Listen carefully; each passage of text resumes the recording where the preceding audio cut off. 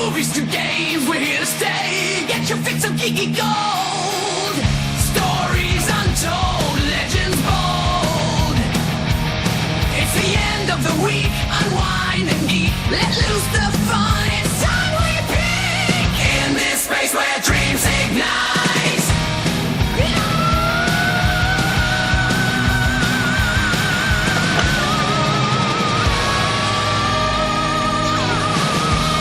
Join the crowd, we're talking loud. Reviews and picks, we'll break it down. We can join to find, let's geek out and unwind. To level 5K, don't miss a sound. Weekenders unite for highlights and our geeky minds.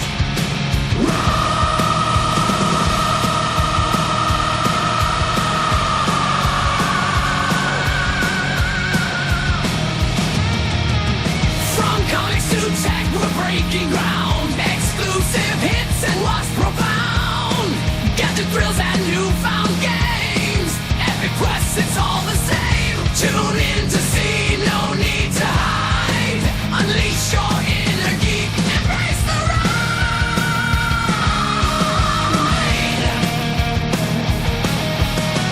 Weekenders unite for highlights and our geeky minds.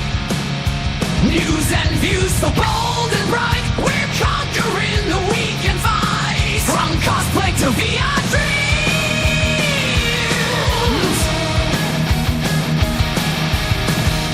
battle stations to movie scenes.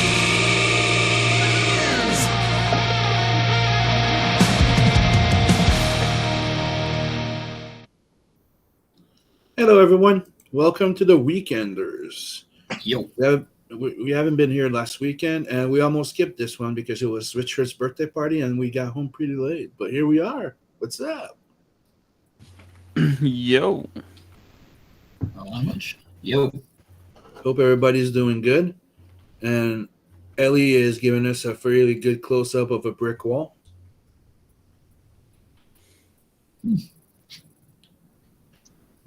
Fingers. Looks like that's a lot of thick plaster on that wall. She loves that wall. It keeps her safe at night. Yes. Would it make a bad desktop background? Yeah. So hope everybody's doing good. How you doing, Logan? Yeah. I'm doing pretty fine. I'm playing Black Ops 6. It's finally out. I'm Prestige 1, almost Prestige 2. Love this game. How you doing, Alex? I'm doing. You're doing bricky? Ricky. You're working and you don't want to show your face.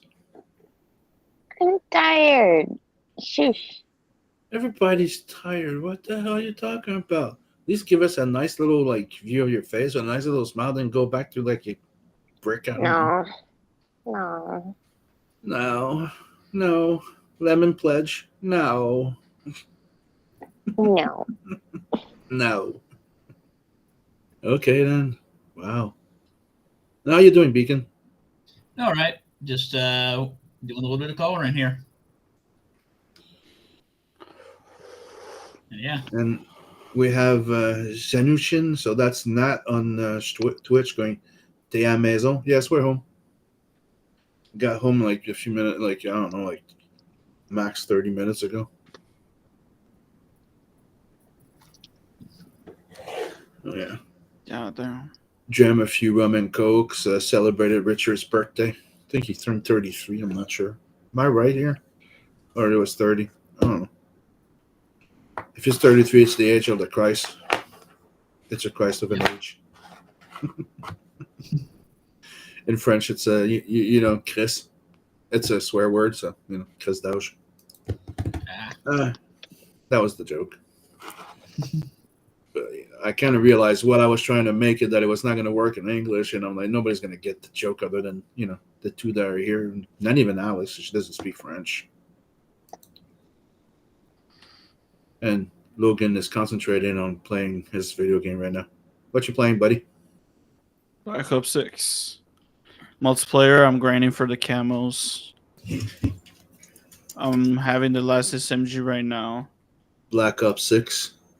Oh, yeah. There's a code behind the pin. I want it. Really? Yes. I Look should behind the have. pin. There's codes. I should have known that before because I kind of drank one already.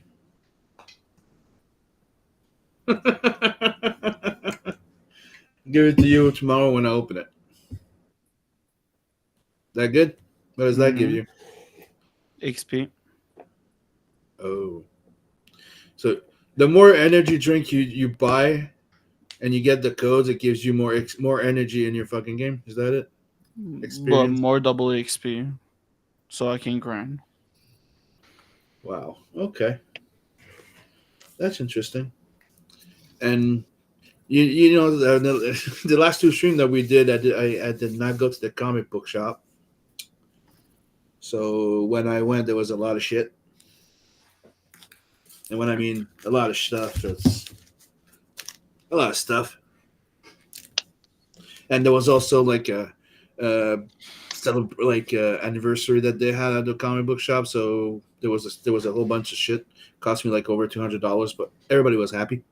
I bought some stuff for everybody except Dave because he wanted some Warhammer. And do you have any idea how much Warhammer is now? Yes. Like just for 3 figurines, it was $80-something. Yeah, if Dave was on the stream, would say, "You should have bought it for me." Maybe, but he liked the other idea better. Okay. We'll make our own. But I'm talking about his inner self. I have a 3D printer. Yeah, there's this one thing, One Page Rules. You can download their figures and make them. It's based on Warhammer stuff.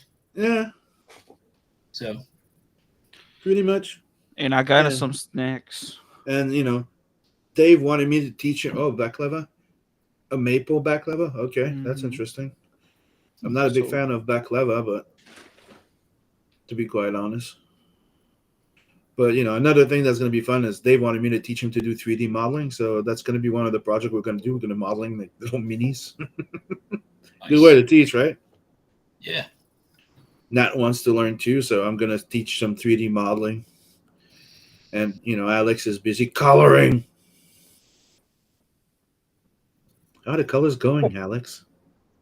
Nah. Oh boy. That doesn't sound good. Mm. And I'm going to be ordering some paint too, because I'm going to practice painting minis as well. I need to do something, because god damn it. Hold on. Let's see if that works. Oh, no. Mm. It doesn't zoom on it, even if my face is not there. That sucks. Oh well.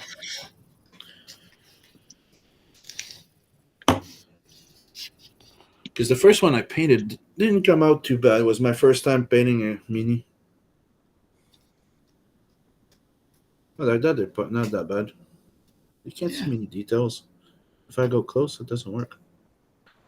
But not bad for a first freaking try, right? I've never done this before. And I kind of used gold paint for the...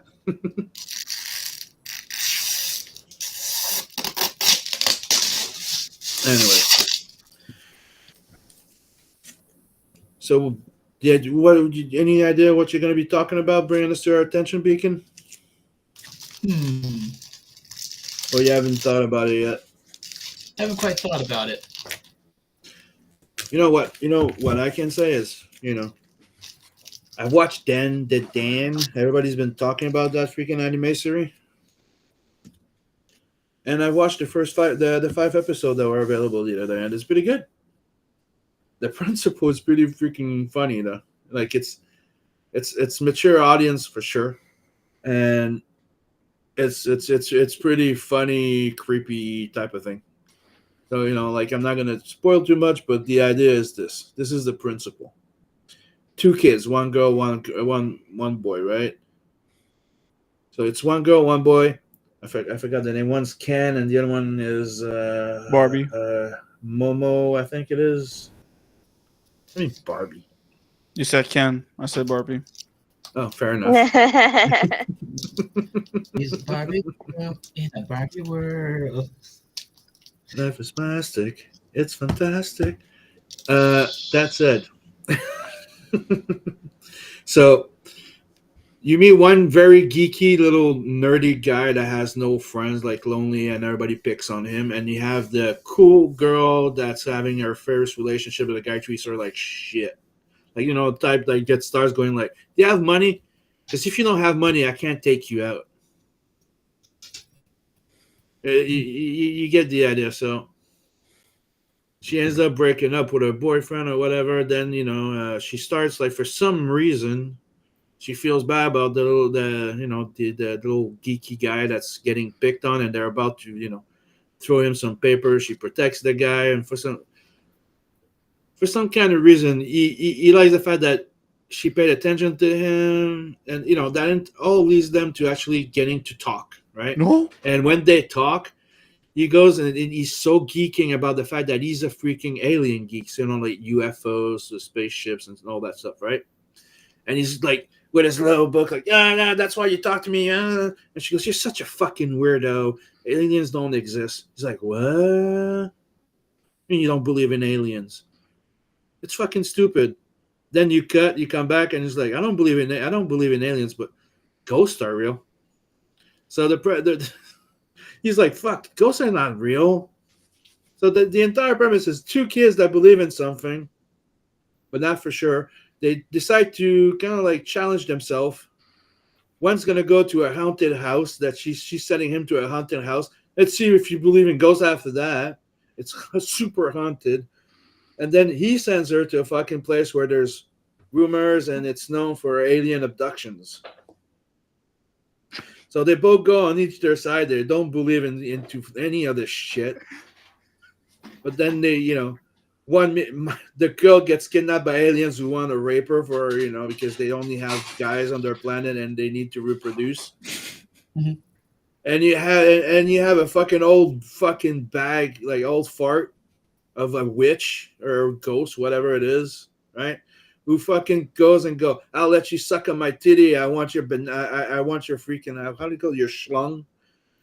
And she ends up possessing the kid.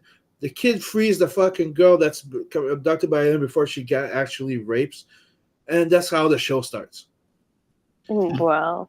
So by all this shit, he gets powers on lock of possession of like a type of a ghostly fucking supernatural power, and she get like a telepathic fucking like, the entire fucking ordeal of not telepathy. She has telekinesis and shit like that. All those type of powers, right?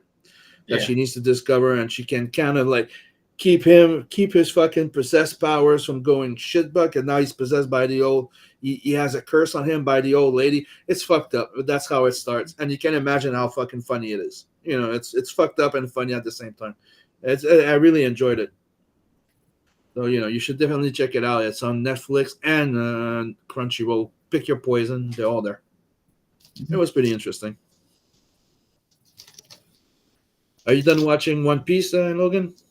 Nope. So you haven't started watching fucking Kaiju 8? Nope. Why not? Because I'm on a anime that is 1,122 episodes in. So And where the fuck you at now? 850. God damn it. We're not about to be able to talk with you about fucking Kaiju 8 in a long time, right? Probably. Even Richard finished watching them right now, and it's fucking awesome. What you waiting for? Take a Finishing break One from Piece. One Piece. Get a break from fucking One Piece. Watch some other thing, then go back. It's not going Nope. anywhere. It's going somewhere.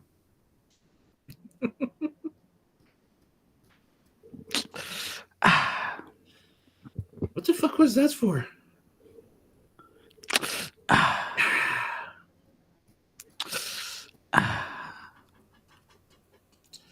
Whoosh.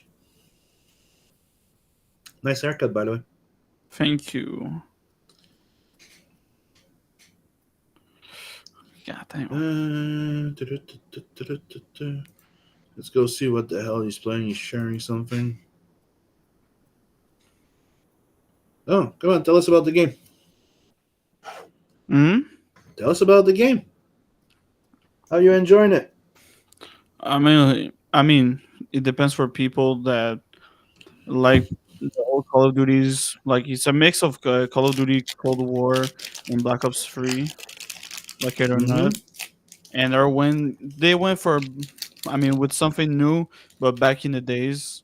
So right now I'm playing a Sandstorm Nuketown, and we have the map Nuketown that just came out today. You got 2 maps of zombies that have been launched. And right now I'm playing multiplayer only because I want to grind the weapons, the weapon camos and whatever. And zombies, I had to do the Easter eggs of the first one in the second map. There's gonna be a third, I think, before next year. But yeah, basically I just like the game, the field with the omni movement, the factions run around like this back Getting and killed a forth. lot. Uh-huh. Getting Yeah, killed a lot. hardcore. When hardcore and the SMG I'm at, it's not that good. So we're not going to be seeing the zombie part today. That's kinda Nope, like because I'm very more like trying to get the camos done. Like right now, I have pretty much basically every single SMG's gold. There's this one missing, and after this, I can do the diamond. How was the zombie now that you tried it? Pretty Because fun. last time you showed us the beta The or early gameplay. access, yes, of this. Yeah, the But you- alpha. Yeah, But I um, haven't tried that map. I think I saw this map, didn't I? I thought that was the map that we saw. So that's what I But remember. I'll show you Terminus. And I You play in sure? Liberty Falls. Okay, because I remembered that map, but it's okay. Oh, that map? Yeah. Oh no, that map is it's new. Really? Yeah, since the beginning of the game, not the beta. How the fuck did I see that then? I don't know. Okay, anyways, who cares? What's the duck tags? What's that for? Kill confirm. Is the mod that I Oh. play. Really? Yep. So you kill them, you pick the fucking badges just to confirm the kill? Yes, sir. Does that give you anything extra? Nope. That's just mean you can just keep on killing people and don't collect the tags, so the game Yeah, doesn't okay. get to be done. So no extra XP from risking picking them up or I boost get or more something? XP because I get more kills. Okay. So how's the zombie again? Is it good? Is it okay? Very cool. It bring back the same mood they had for Black Ops 3. With the bubble gums and whatever, Okay. and it's a mix of this one and Cold War. Does it come with the game, or yeah, it's one of the Yeah, it's an expansion that you have to buy? Yeah, it comes with the game. Okay. How many maps is there? 2 is about to release a third one before next year, and more for next year. And the more, is that still free or it's an expansion pack? It's supposed to be free. Okay. How many maps do you have in the regular game? Huh? How many maps do you have available in the regular game? Multiplayer? Yeah, multiplayer. 16. Yeah. Do you have a single player mission game in there, or it's just Yes. just The campaign, what I heard is good, but whoops, shit. What I heard about the campaign is good, but I didn't play it yet. So what you're telling me too is the fact that oh, you don't have all the levels yet. Is that it? They're What do you gonna mean? release other maps. So technically, they sold everybody a game that's not completed, and they're gonna complete it slowly. No, it's completed. It's So just the what? map that gonna come after. How, okay, well, how many maps do you start with? Huh? You start the game, right? How many maps do you have available in multiplayer again? 16. 16? Yeah. Okay, so it's only the zombies that you only have two. Yeah. Okay. Zombie only has two. Probably a third one that kind of comes before next year, and there's another one for next year.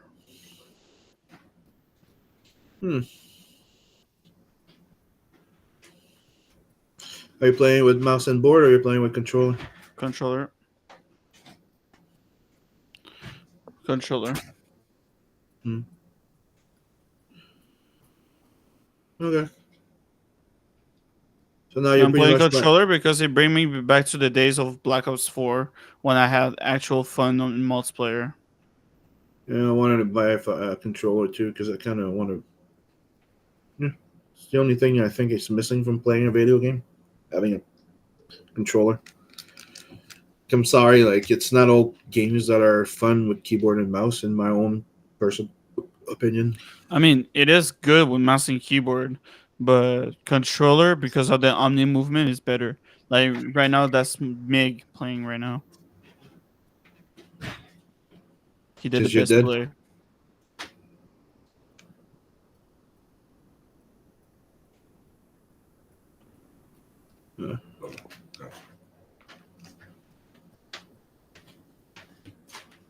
So you're what? You're the patch guy. Nope, I'm not on top because that gun is not that good. I'm trying to get headshots so I can complete. Like right now, you can see my loadout. I did the MP5 look-alike gold, No, the I think Jackal gold. I think it's funny because right now you're playing that game and you know what? It just reminded me. Mm, How old were you? I think you were 9. No, you were older than that when we went to the game competition for. Black Ops 3, Yeah, you were what, 9? I think. some shit like that. Where you finished like you were one of the last one to finish. Like you Oh got no, beat it's not. It was released in 2015. 16. So I was 15. 15. Yeah, yeah. Dude, he beat everybody except the one. Like he was winning. Like he was winning the entire freaking competition. Yup. If I Everybody was was looking playing at like him like, "What the other, fuck?" And he's been hooked ever since. always. But like every single gun, if I was playing with those guns, like this one in particular, You sure you were 15? I will win. I thought you were younger than that. Which one was it? Black Ops 3. With the no, it was it the third one? It was the one with the freaking knife jump. Black Ops 3. Black Ops 3. Mm-hmm. And dude, you almost fucking won that one too. The guy got you at the cheap shot. Like There's people BS like this. What can I say? I don't know. I wouldn't say BS. It was really like I'm better. you get it's like two guys coming at each other with a punch at the same time, and he landed his before you did. It was awesome. Anyways, sorry. It's one of those that moment where you go back in the old memories. People that don't have kids, you know what those are. For some reason, sometimes you set your like you have your 21-year-old kid in front of you, and for a freaking second, in your mind, you see him like he's 10. There's a memory coming. The reason why I said this SMG is not that good is it has a high fire rate. Okay. Like I shoot, all the bullets are pretty much empty. Damn.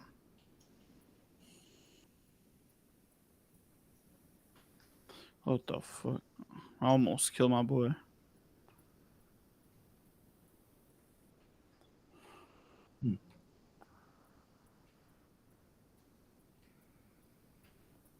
God damn.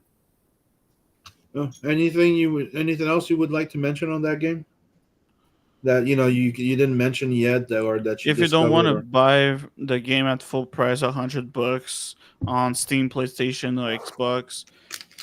I mean, PlayStation, you have no choice to buy it full price, but PC and Xbox, y'all have options to get the Xbox Game Pass for $20 or so Canadian. So pretty so much 14. $10 for Yeah. American. But you can get the Game Pass with a lot of games, and you can also get Black Ops 6 in it. Are they there available there all the time, or it's there for a short? Yep, all the time, because it's not PlayStation. PlayStation doesn't has the rights to Call of Duty, but it does because the game will be released on that. But now the exclusive it's Xbox. Really?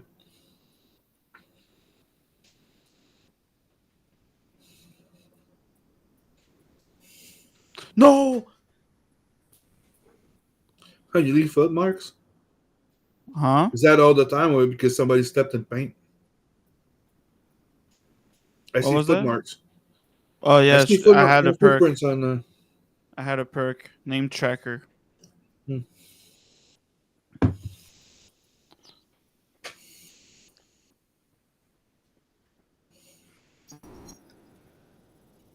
Okay. The fuck? And also the game, honestly, is more finished and better than the last Call of Duty they have been released. Because first of all, it's Treyarch with the Black Up again, back at it. The original from 1, 2, Exactly. 3, I think. Black Ops 2, Black Ops 1. The Nuketown is expired by the Black Ops 1. Didn't they do the third one as well? It was another. It was Yeah, the they other did the company. third one up to the fourth.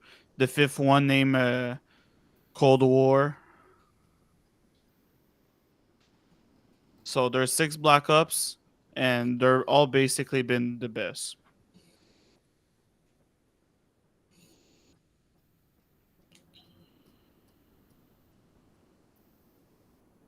Come on, Pokeboy.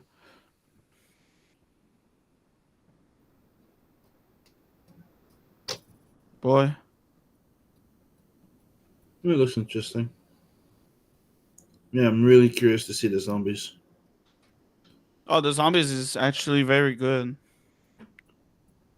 It's just there's some things that I don't like because it's from Cold War, but I can get next to it. It's like it doesn't matter that much because you got weapons color levels. You can get a gun that is color gray, green, blue, purple, and What's the slow yellow for mode? legendary.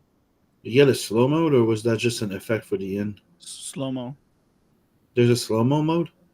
No, it's not slow mo mode, but it's for the end. It's Oh yeah, it's slow motion. just for show. Okay. There's no in game slow mo thing. No, it's basically like the old days.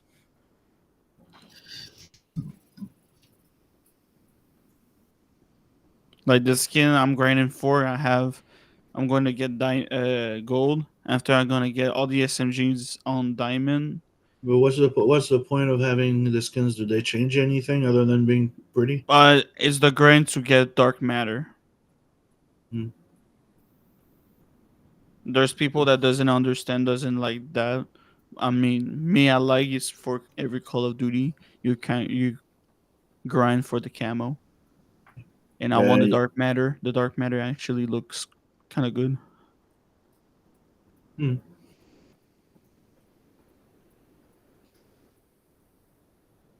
It's kind of cool. Mm-hmm. And you got the zombies we're gonna do after. You got the gold zombie. You got the kind of diamond zombie. The afterlife. That's the one I like. And Nebula. I prefer the dark matter, but honestly, it's kind of cool. That one's cool. I like the one with the targets. That was kind of funny. This one? Yeah. Mm-hmm. Not saying Yeah. it's super, but it's kind of nice.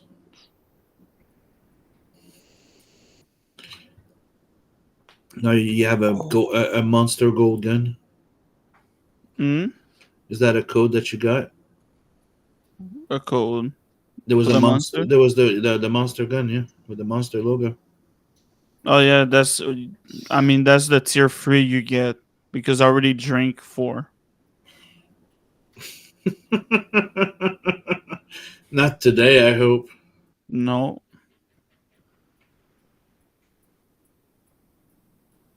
Okay, so you don't just get XP, you get other things. the first one you get a blue sniper. Just, you get a sniper with the skin of. Come on, pick me, boy.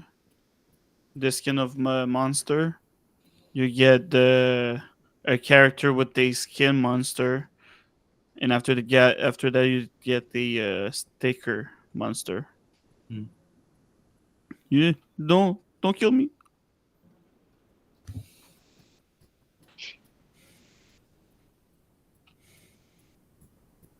It's nice to see Optimus Prime on the above there. Bit too much Oh, white on him though.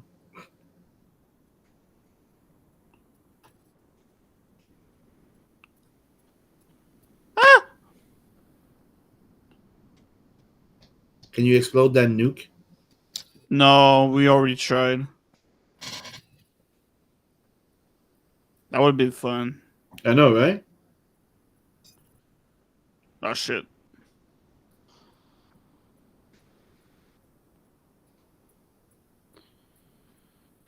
Oh shit. You're dead. Okay. So long shot. Boom. Boom. You got one shot. Everything goes Hello. on. So let's go through some of the stuff that I got. Okay. So last time, but not last time, like a few, I think 2 months ago or something, when we started the stream, I showed this Your Number One with the cover by Kelsey Shannon. Mm-hmm. Now I finally got number 2 after all this time. Another cover by Kelsey Shannon because I asked the Kelsey Shannon covers. Because, you know, I like Kelsey Shannon. Yeah. So, yeah. You're the Hunter from the Future. If you guys don't know what it is, I'll repeat it, even though I explained it last time. It's an old, I think it's Argentinian or something like that. Anyways, it was in Spanish, and it's an old comic book from back in the days, I think 70s something or whatever. And you can find that there was an old movie that was made based on this called Your. It's not super. It's one of those, B movies that it's so bad that it's good that people like it. You know, it's kind of have a following. It's kind of what they call the cult B movie. Yeah. And I was always curious because I like the premise of like, the movie stars. It's kind of like a Conan type of thing. And then you find out that they're not in the past, they're in the future. There's aliens and shit, or robots. And I'm like, well, if the movie did that shit, like, I'd like to get to know the original. And I think it's Arctic Press. They got the rights to republish the original story. So it's not a new story. It's republishing the old stuff. They just got Kelsey Shannon to do some covers. It's not just him. I think there's other covers. But as you can see, it's the old black and white art inside. Nice. From the original printing, translated for the first time ever. And it's, considering that it's old, I'm trying to be careful here because there's some nudity in there. Mhm.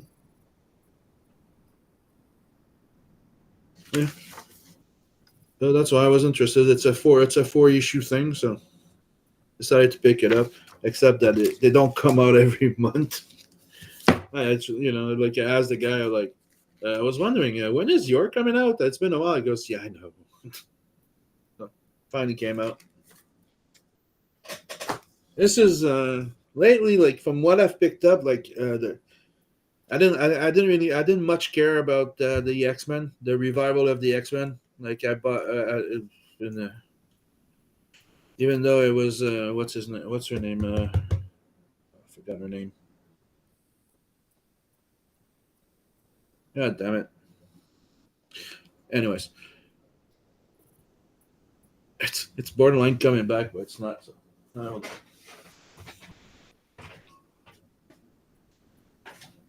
I have one here, so. I have the sketch cover nearby because I gave them to Anna. I'm not crazy about it. It's very meh. And it's what's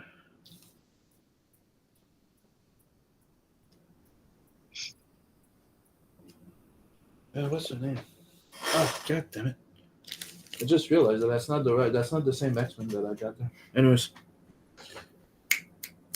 it's not important. Anyways, it was Uncanny X-Men, the revival, and I'm not crazy about it. Like the two first issue felt like meh, and they introduced a new bad guy called the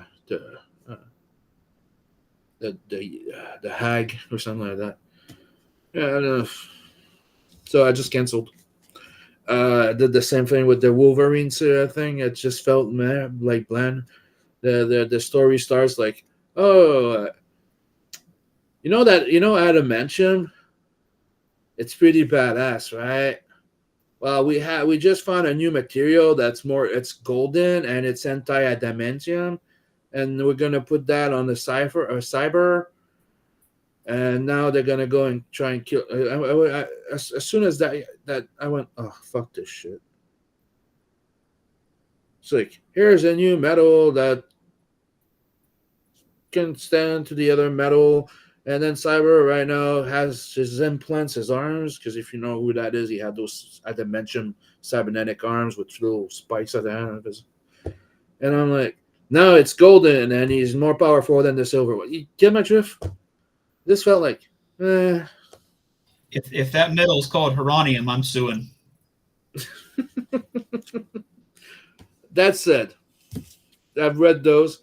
Like I was telling Beacon, I started binge reading all the Energon things. So I have 13 issues of no, I have because I bought the last one.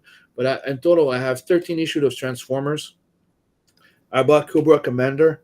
I bought Void Rival. And I just started binge reading every fucking thing. The only thing I had missing right now is Duke. I'll grab that. I'm going to grab the Destro that's going to come out too. Because I got hooked. This entire multiverse of like the universe of Transformers mixed with G.I. Joe. It's insane what Kirkman's doing with that stuff. What they did with Transformers with Adam Warren Johnson. And yeah. It's freaking good. I read that the Cobra Commander was amazing. Void Rival, which is one of the things I picked up the other day when I picked up some books. It was like buy two get one free, and Alex wanted 2 books, which I don't know if she's gonna show us right now or she just fell asleep. But this is one I bought in the deal, Void Rival, and I devoured the hell out of it. Then I started reading the Cobra Commander, all the Transformers. Like I'm halfway through the Transformers right now, and I'm telling you, like it's freaking good. And from what I was told, is when he released Void Rival, nobody knew that this was going to be linked to Transformers. It was a surprise thing. That you start the story where it's two warring faction like species hate each other. They never saw each other's face. They all wear masks and stuff, full body suits. And 2 fucking ships end up like in fight, losing track and getting lost in space far away. And they crash on a fucking planet and find out that they're about to die because their ship's this. They want to kill each other, but they have to help each other to survive, type of thing. And then all of a sudden, they find fucking Jetfire, who's like, they reawaken him, and he goes, "Oh, I need to find the Optimus Prime and all of this," and just fucks off. I'm like, huh. And there's nothing. Then after that, you meet other characters on Transformers, and you're like, damn, and the way that it's written, it's pretty freaking good. And I got hooked, dude. I just been binge reading all of them. Now I just have like I think reading like technically I read the first chapter, like the entire fucking first chapter of Transformers. Now I'm at the second one, which is from 7 to 13. No, 7 to 12. So I'm trying to read all the trades or the stuff in the same place because they're all interconnected, right? So if I read the first trade of this, connected to the first 6 issues of Transformers, the miniseries of Cobra Commander, and the Duke story. Then after that, you can continue on the second trade of Void Rival with the other Destro, Transformers, the rest, and so on and so forth. Like I said, it's interconnected. It's really freaking good. So, guys, check it out. Void Rival, all that freaking G.I. Joe, Cobra Commander, and all those stuff with Transformers. It's insane. I really enjoy Transformers and just how they're playing everything together. I just simply freaking love it. Okay. Like I was saying, I thought the sketch cover that I got at the same time as the Uncanny X-Men. Then I find out that it's the sold out X-Men #1. That I haven't read this one. Where Juggernaut is now a good guy. So I got a new book to read. And it's a size cover, so I might be drawing something on it and selling it. And the other big surprise to me was this. Ninja Turtles, the new series. Right now, that's issue #3. Yeah, issue #3. And I like what they're doing right now. It's like they decided to end the previous series they had at IDW and kind of do a nice, not retcon type of thing, but they restarted the series trying to keep a bit of like to try and ride that little wave in between the classic series and the new one that they were doing in IDW. So not entirely dropping everything there, but trying to kind of like go back to the root a bit more. That makes sense. So the new series starts with the first 4 issues concentrating on each turtle. So this time the #2, it's my favorite, Leo. He's always been my favorite. I like them all, don't get me wrong, but Leo's my favorite. So this is the Leo story. And one of the fun thing is that each issue have a different writer and a different artist. This one is kind of a bit more of like the classic style Ninja Turtles back in the days. More of the Kevin Eastman and all others from back in that time. Try not to. So the idea is that something happened and all the turtles split up. So Mikey's a big movie star now. Ralph was in prison. And Leo had a big existential crisis and decided to go on the fucking Turtle Beach on the Turtle Island to kind of like try and find himself to a place where turtles eat the cadavers of people that they throw in the freaking lake. And they try to send the Foot to kill him again, and he goes back to his brothers. Every ending of the book, technically, it's you read the first issue, Mikey gets attacked, and then you read the gets attacked, then he sees freaking Raphael. Then you read the second issue where it's Raphael in prison, and at the end, he's back with Michelangelo and the thing, and they end up fighting. Then you read the third one, Leo gets back to freaking city, and he goes and finds Mikey and Ralph fighting. And I like how it's done, and the fact that they're using different writers and just to start the entire thing. And I'm like, it made me feel like this, like when I read the first last run, and then you go like, damn, I would have loved to be the one to draw this shit. I want to be part of this, type of thing. Yeah. So I recommend this. If you guys can get those issues, this is #3. I'm really enjoying it. it's kind of weird saying this because I whenever all the shit that I was reading before that I kind of stopped collecting. It's fun to have a few things that really giving me that inspiration again in a way. Like I'm actually like enjoying some books again. It's kind of fun. Yeah.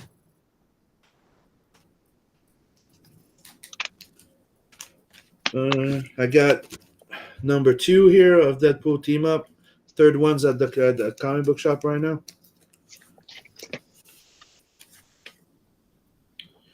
Did I read that one yet? I don't know. I haven't read this one yet, I think. Oh yeah, I did. I like Rob Liefeld, but I don't like his dragons. Oh yeah, a little bit splashed there. Don't want to spoil it too much, but it's an interesting one. It's kind of out there. Yeah. They're giving him like free reign on using all type of characters. So now it's the Hulk that's coming in. The next one, you're going to see the Deadpool family and so on and so forth. And I think Shatterstar. Oh, it's his way of saying goodbye to Marvel. He's doing his last series. Like I would say, like it's not like whoa wow, you know. It's a fun ride, especially if you like Deadpool. Wolverine's Revenge number 2. I don't know if did I show it last time, Don? Not I sure. don't know. But Yeah, number three's in my thing, yeah. Because I think that one was old. I think that one was the one before. I'm not sure if I showed it, but can't go wrong with Greg Capullo. I freaking love that artist. Been following that guy for a freaking long time, dude. I bought his Ray and his Kazar back in the day. Like I discovered, I think was one of the X-Force issue, I think it was, and I went like, whoa, I want to know more about this guy. Yeah. And ever since I've been following him, and one of his greatest growth was going from like when he drew Spawn for a few years. Oh, dude, that shit was awesome. I like this Batman run.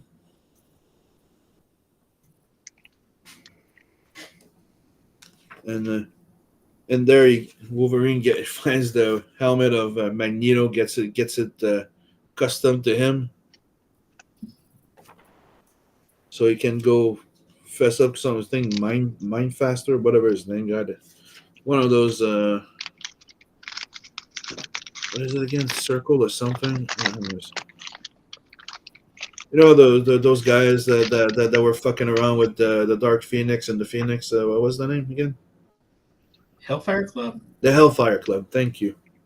Remember there was that guy that was controlling her vision and her mind and stuff like that.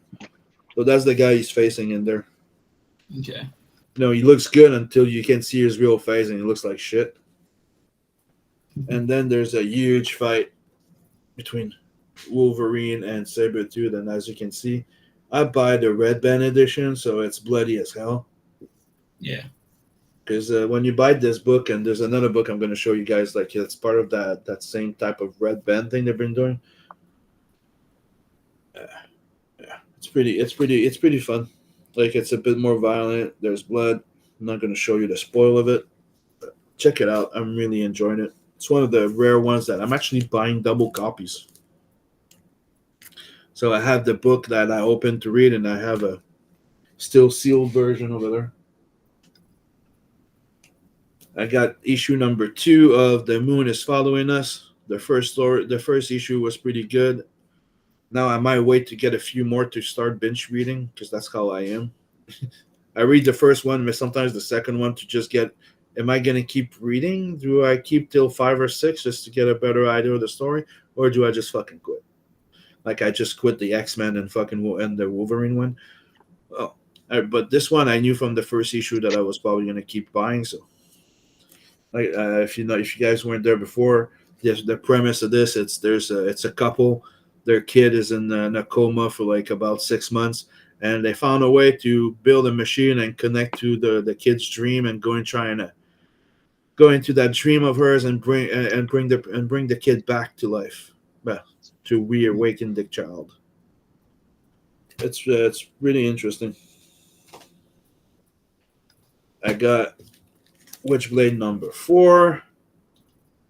And this one I'm not reading yet because that one I'm doing the exact thing. I like the first issue. It rose my curiosity, so now I'm waiting to have a bit more. So I got 3, 4, and 4 here. I'm probably gonna start reading them now, or wait for number 5, because usually they always have their arcs to like 5 or 6 or something. I got this thing there, which, meh. I was all excited for nothing. Anyway, Cyberforce, there's a one-shot thing that they did, and it's meh. They sent a new model of Aphrodite, and it's meh. I'm not gonna spoil the story, but it's not shitty. It's just. And here's the other Red Band comic. And I didn't even know about it until I showed up over there, and they had like 2 copies. So I grabbed one. And I'm liking it, so I added it to my thing. Blade. So they're doing Blade. They brought back Blade. This is Blade number 1, and it's part of the Red Band comic. So this is the Red Band edition. At first, I was like, the art is a bit, but it's not bad. And the story is pretty good. As you can see, the art is not bad, but it doesn't feel like high-end Marvel type of thing, if that makes sense. Yeah. Like, like I was expecting like somebody a bit more like, in the tier of Great Capullo, you know what I mean? Like, oh, Red Band Blade, or Bart Sears or something. But it's not bad, and the story seems decent. I read the first issue. I added it to my reserve. I'm gonna probably read the next 5 ones. Might wait a bit, trying to get more than 1 issue. No, not sure. Like, like seeing this feels like, meh. Yeah. I could have drawn this way more gore than this. Yeah. Now get me the draw blade. I want him. Fucking love Blade, dude. And before Wesley Snipes was Blade, you know what I mean? Like, I love Blade from the Midnight Suns when they're in. Like, I knew of the character back then, but the new version of him, like that came in the Midnight Sun and Ghost Rider, that's the Blade that led to the Wesley Snipes thing, and I've always liked him a lot. You've seen, like, the one I mean is the one that you saw in the Spider-Man series, the animated one in the 90s. Yeah. That's our down. Love that series.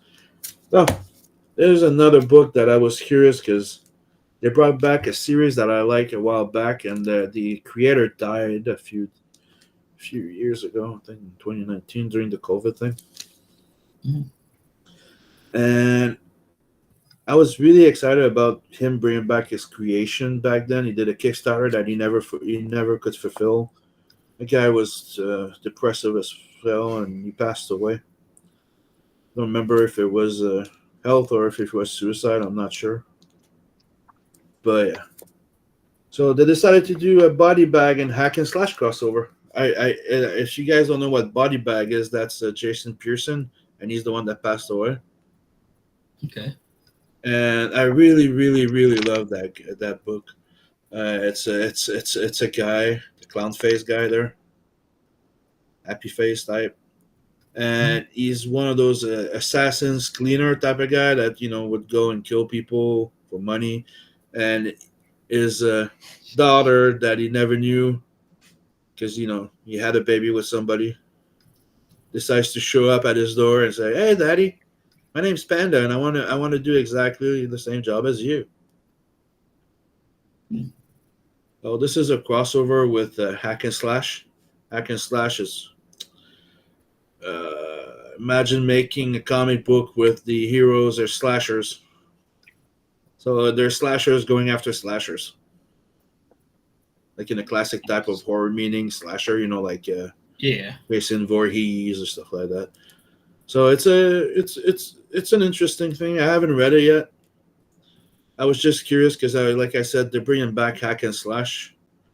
I kind of feel weird that it's not with Jason Pearson, and I'm one of those guys. Like Jason Pearson's not there to do it. Maybe just leave it be and get somebody to finish his book that he hasn't finished yet or something.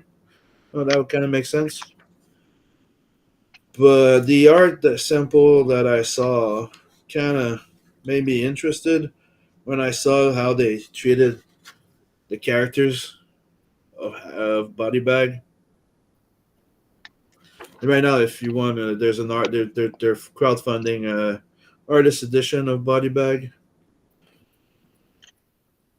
The art is pretty interesting, so that's why I kind of jumped in. They don't say how many issues. I think it's going to be a 4 or 5 issue miniseries type of thing. I might just wait to get the whole thing to read it. But they seem to be very respectful to the Jason Pearson creation. I see all the characters on the thing. It's kind of like a little nostalgic and weird. Kind of wish that a guy would still be there. If you don't know Jason Pearson, go check him out. He was an amazing artist. I love this shit. I got Transformers number 13. This is starting the third arc of Transformers. And also had 12 waiting for me, which is that one finishes the second arc.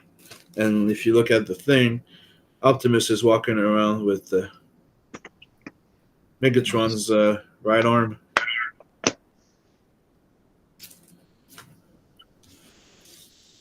And I got this here. This is another series that I'm enjoying right now.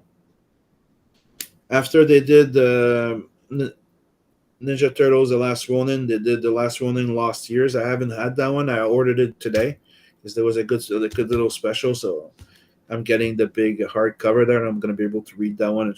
I'll talk to you about it or show it to you next week. But after that, they did The Last Ronin 2, Re-Evolution. And this is like new Turtles coming in. And they teased us as kids before, and at the epilogue, I think, of Ronin, there you see them tiny. Then they hint at you that they're coming. This is what the Lost Years show you. Lost Years is supposed to show you them as kids, because I have like one of the one shots, so I read that one, but now I'm buying the series. So you see them as teenagers, like kids, like young teenagers, and you also see the story of Michelangelo before the Ronin happened. So it's kind of like a prequel to Last Ronin. So that's what I'm getting tomorrow, and this is the sequel to The Last Ronin, and this is issue 3. And as you can see, they're older and they're coming out. Oh, don't want to can't say too much about it because I read the first one, liked it, and this one I'm waiting to binge. Oh yeah, pretty happy. I like the art, and it's the same artist on the Last Ronin. Pretty interesting. I like it. And the fun thing is you still have some pages in there that are done by Kevin Eastman. So when they do flashback or stuff like that, it's Kevin Eastman drawing them, which is something I like a lot. They did the same thing in the Last Ronin. This is something that a friend just gave me. Didn't even know this thing existed. I got it today by Eric Powell, the creator of the Goons, called Big Man Plans, expanded edition. Hang in there. Seems like it's a one-shot thing.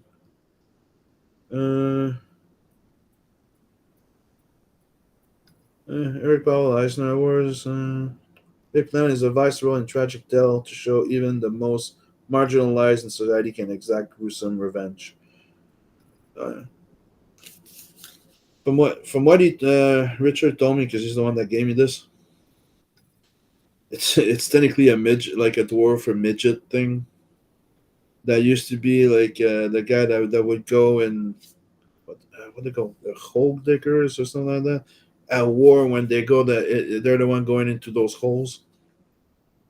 Okay. To defuse bombs or get the dead. Oh yeah. I don't know much more about it. I just got it, but it's Eric Powell, so it's pretty fucking. It's pretty. It's probably pretty freaking good. I kind of enjoyed the goons. The art's pretty good. It is Eric Powell. Oh, dude, there's a lot of nudity. Like, I flip page, you see a freaking schlong. I'm like, trying not to go too far while I'm showing, you know what I mean? Like, something interesting, but not too interesting.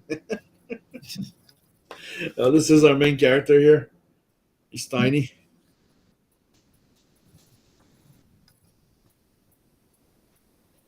But, Eric Powell's art, and it doesn't deceive. It's something I didn't know about. It's published by Albatros Funny Books. Yeah, I'm gonna give that a go. And I've got this that came in, and I got Transformers number 13 sketch cover. I've been buying some sketch covers lately. I want to get back into it. I got this Spawn number 1 sketch cover. And these two here, Batman Absolute and Wonder Woman Absolute. Fun thing though is, at first I was like, what the fuck is this shitty freaking type of paper? You can see through the fucking thing. Then I'm like, they put a protector. So that's kind of smart in a way. And I like the fact that, unlike other books, usually the sketch cover, it's the actual cover. There's nothing else. No, you open, you have the actual cover in it. It's kind of interesting. I've never seen sketch covers exactly like this before. And I also got this because it's one of the things I'm like, my comic book shop contact me. Is like when they know there's a sketch cover. Do you want it? I'm like, yeah, you know what? Why not? At the same time, I'm gonna check out the thing, the Wonder Woman. Okay. This one I flipped through it. The art is. A little too modern. You could say that. Like the cover looks interesting, but then you turn the pages in and hold on. Like the first, like you see this and it's okay. Mhm. But it gives you that same other feeling. It's like, dude, this is one of your high-end freaking big release right now. You know, like I thought it was gonna be Philip 10 or something, but it's not. Yeah. But most of the art I was seeing was Philip 10. I'm like, okay. Then you start the intro and then you see the art. Like, it's very, like, get it?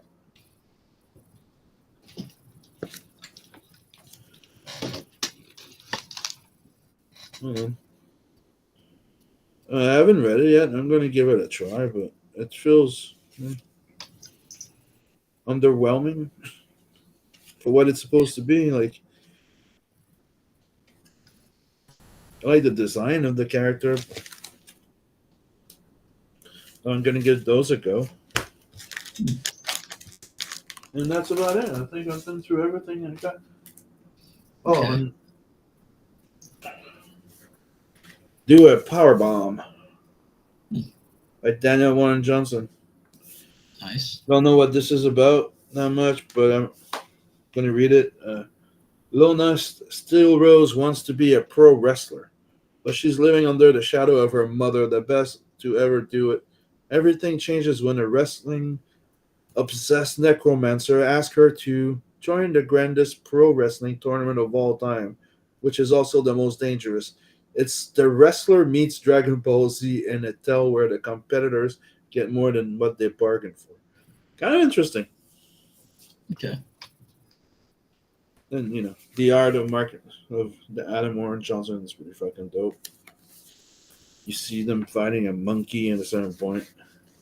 I'm like, okay, I'm curious. I don't think I'm missing anything else. Other than the books that I didn't pick up today yet. Okay. Something unavailable. Glad you made it home. Okay. Hello, Sam and panel. Greetings, chat. What's up? Genuine Comics, how's it going, buddy? Yo. Oh, Wonder Woman comics after 1999 are a huge disappointment. Yeah. Okay, like I like the ones that they did in what was it, New 52? I didn't buy the actual Wonder Woman, but I liked her a lot in fucking the Justice League thing. Yeah. Like, she was awesome. That's why I'm not gonna say since 1993, I think. But yeah, I saw what they were trying to do there. She has like a dead horse, and I'm like, I'm really not sold on the absolute freaking thing, but I was willing to give it a try. But mostly like not to buy the series, but they had fucking sketch cover, and I'm like, no, I'll grab them. Yeah. I'll see how that is. The Superman one, like with the glowing arms there, I'm like, I'm just curious to know where they're going. Like, I know that the Batman one he's a city engineer. He's not rich. Yeah. That becomes Batman, and you find out at the end of one of the bad guys is technically if Bruce Wayne went bad, like the Millionaire, the classic one. It's kind of fucked up. New 52, dude, the New 52, like the Batman. You're saying this, but you fucking love the fucking Great Capullo run with freaking Snyder, and that was New 52, the Court of Viral and stuff. That was New 52. The Batman was good. Justice League was good. The rest, yeah. There's nothing I liked other than that, but the fucking Justice League and the Batman were good. Yeah. Until Jim Lee left, and then it started going this, but those were good. It's just the rest was, man. Like, why the hell would you have two types of Superman at the same time, too? Yeah. It's kind of, I don't know. I was not crazy about New 52, but Yeah. I'll say it again. Justice League, Batman, fucking awesome. So, So I have an idea of something to talk about for my thing. go right ahead. So, I think I mentioned last time that I found an AI chatbot that does D&D sort of stuff. Mm-hmm. So, I think at that point I was halfway through my adventure in my own universe where I kept getting things wrong. But eventually I got to the point where, it became a pretty fun story. So, to backtrack about what the story in my universe was like, I started off as just a random guy at a space station. Mm-hmm. Find some lady who's like desperately looking for some artifact, and that artifact I wound up changing it from what the AI originally spat out, which was something about like a tear of the first one of the fair ever born. I was like, yeah, that's bullshit. We're not doing that. Change it to a water terraformer, and so we had to get that to save her planet because the water was being poisoned. We get it to the facility, and it starts purifying the water on the planet. It starts to fix everything, but the place gets sabotaged. So we have to find out who's sabotaging it. Well, we look at the readings and we find out it's coming from a industrial facility nearby, but the industrial facility is not the people in charge of the facility are not the ones leading it. It's one of their employees who's actually a spy. So he tracked that spy. He go to the dwarven homeworld, to the seedier parts of that world. And so I come up with a disguise, acting like I'm one of their group, because their group is actually one of the villains of the main Seven Legions universe, the Volsoth. So, I go in there acting kind of one of their people, blend in, trick them into convincing that I'm one of the higher ups who's just seeing how the progress is going. Uncover their whole operation, destroy it, call in the Seven Legions to destroy it. We return to the facility. Someone else has sabotaged it. Turns out there was a mole. We find out who the mole is, and have him arrested. But while he's being transported to the prison, he escapes. And so he contacts me, and he says, "I want you to meet me where it all began." I was like, "Well, okay. But keep in mind, you tried to genocide an entire planet. They're going to be sending their best people after you." He's like, "Just meet me there." So he hangs up, and I get a call from the Hunter Seraphim, which in my setting is the Hunter Seraphim is a Seraphim with the ability with a Spider-Man-like reflexes, like the whole spider sense thing. Okay. But she's also got incredible, like supernaturally good aim. So she contacts me and says, "All right, I'm going to let you take the lead on this, but if things get out of hand, I'm taking him out." So I show up there, and he starts this whole villain monologue, pulls out a detonator, and then the whole place is lined with a bunch of explosives. So I'm like, all right, I'm not going to do this whole negotiation crap. So, signal to the Hunter Seraphim, take out his hand. So she shoots off his hand, and that basically settled it. Because if he doesn't have the detonator, he can't set off the bomb. So we arrest him. But, it wound up being pretty fun. But it's fun to just sort of go in there and pick a universe and have it do a story in that universe. You can tell it do pretty much anything. So what I thought would be fun is to start up a fresh chat with this AI bot, and think of a setting to have it try and do. So if anyone has a suggestion for a setting, preferably one that is fairly well known to where the AI could operate off information on the internet. Mm-hmm. But yeah, what's a setting that I could do? I don't know. Anyone in the chat got a suggestion? Sorry, I was thinking out some stuff at the same time. Like one of the next subjects I wanted to bring up. Yeah. So a setting of what? Yeah. Just any fictional universe to have this AI bot operate from. The Wild West.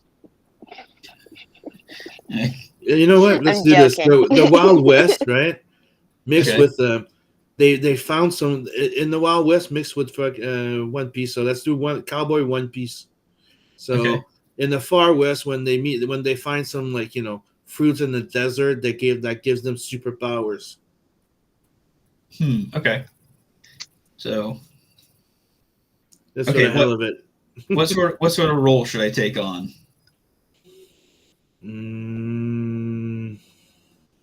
Just a cowboy? Yeah, I'll be a cowboy. Probably Okay, so I'm rookie cowboy, I guess. Okay, A rogue. There you go. rogue cowboy. Yeah. Cowboy in the Wild West, but And But no, that- you're not the only chatter. You're the only chatter on taking this kick or Twitch this. Okay. But we have other people chatting in the chat from YouTube. Strange Nat. has been discovered that But actually, we had two.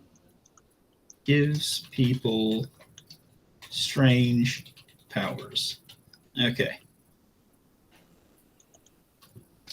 I have just walked into town. Should we give my character a power? He's already eaten a fruit, and if so, what sort of power? Mm.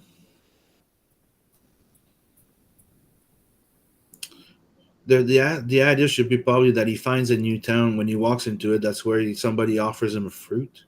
So it Okay. could be, I think that idea would be kind of funnier. Okay. Some I'll have the cactus computer- juice. Oh, and then Yes. with this version of the AI bot, it gives me an inventory to use. What's it? An inventory of stuff that I have access to. Mhm. So I'll just say I've got $500. It's a special cactus juice. Yeah. All right. Let's start this thing.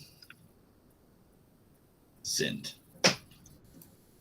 Okay, you enter the town of Fruitfall as the sun begins to drop below the horizon. The buildings are made of wooden planks, and the sound of spurs jingling and distant gunfire fills the air. You feel the weight of your $500 in your pocket, and you can't help but notice the peculiar aroma of the mysterious miracle fruits wafting from a general store. What would you like to do first? Do you have some options? Because I don't know. I just see inventory of 500 skill, rogue cowboy skills, location, Fruitfall. No, you can basically tell it whatever you want to do, and it'll indicate if it's possible, basically. So I suppose I could find the closest fruit or something like that. Yeah. Find the originate. Try the location of the smell comes from. Okay, I walk into the general store. That's like eat that fruit or kill villagers, whatever. Yeah. I walk into the general store. I just realized I put into the general store, but that probably shouldn't bother it. Game Master nods. You enter the bustling general store. The wooden floorboards creak beneath your boots as you're greeted by the sound of hushed conversations and the rustle of goods. The store is dimly lit with flickering candles and lanterns, casting dancing shadows across the shelves filled with supplies. The proprietor, a portly man with a thick mustache, looks up from his counter, eyeing you with curiosity. You notice a basket of peculiar miracle fruit at the center of the store, emanating an otherworldly glow. What would you like to do? Eat the fruit. I'll buy one off him. No, you don't buy. You ask if you can taste it. Okay. I ask, can I taste the fruit?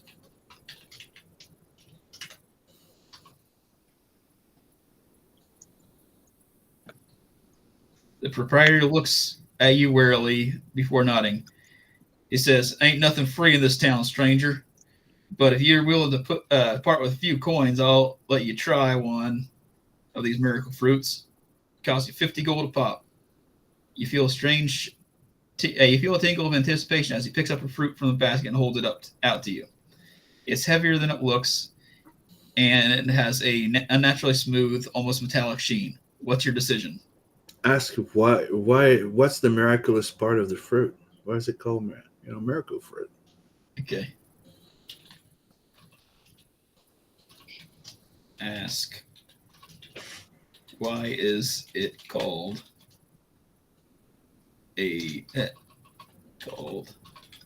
What's so miraculous about this miracle fruit? I am having a terrible time typing tonight. Okay, there we go. Why is it called miracle fruit? The proprietor chuckles, his eyes gleaming with a mix of amusement and greed. They call them miracle fruits because folks say that they give you a taste of the unexplainable. Some get super strength, others see right through lies. But beware, stranger. Every fruit's different.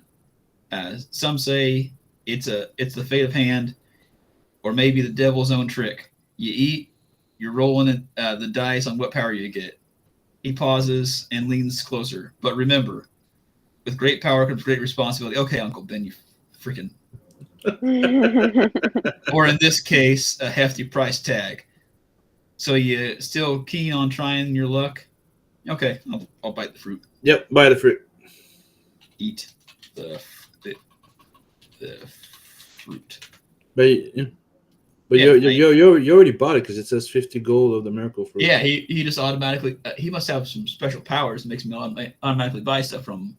Mm-hmm. You take a bite of the fruit, and your mouth is immediately flooded with a taste so overwhelming that it seems to defy description. It's a symphony of flavors that dance on your tongue: sweet, sour, bitter, and everything, and something else entirely. As you chew, you feel a strange warmth spread through your body, tingling down to your fingertips. The room seems to shimmer and distort for a moment before returning to normal. You're left with a lingering sensation that something within you has changed. What would you like to do next? Okay, let's see if I can figure out what sort of power I got. What should I try? What should I try to do first? See what. Try to punch a table. Okay, I punch a table to test to see if I have super strength.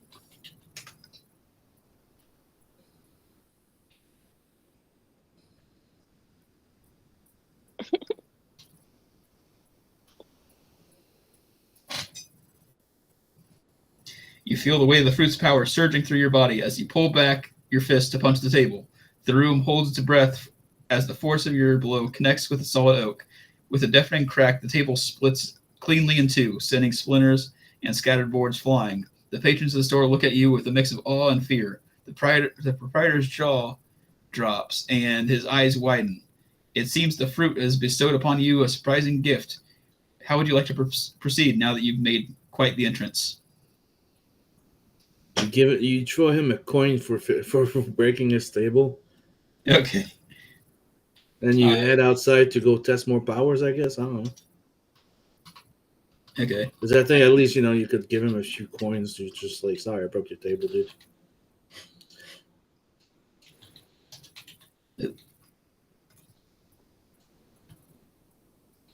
Then you try to use your laser sight to try and... Okay.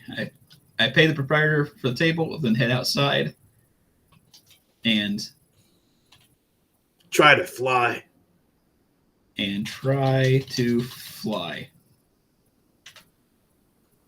Okay, there we go.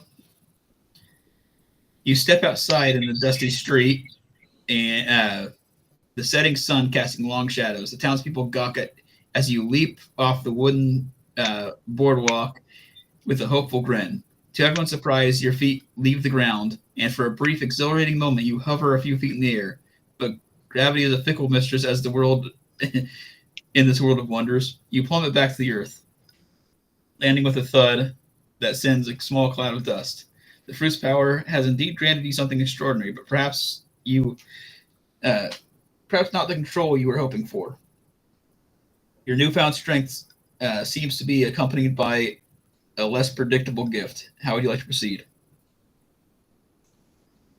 I focus my eyes to see if I have laser vision. Mm-hmm. I was gonna say that, or try to run, or jump high. You know what I mean? Yeah, I'll try that next. Okay, you squint and focus your eyes with the intensity of 1,000 suns. Feeling the power of the fruit surge through your body once again, you aim your gaze to a distant cactus, and then a thin red beam shoots out, slicing through the air with a faint hum.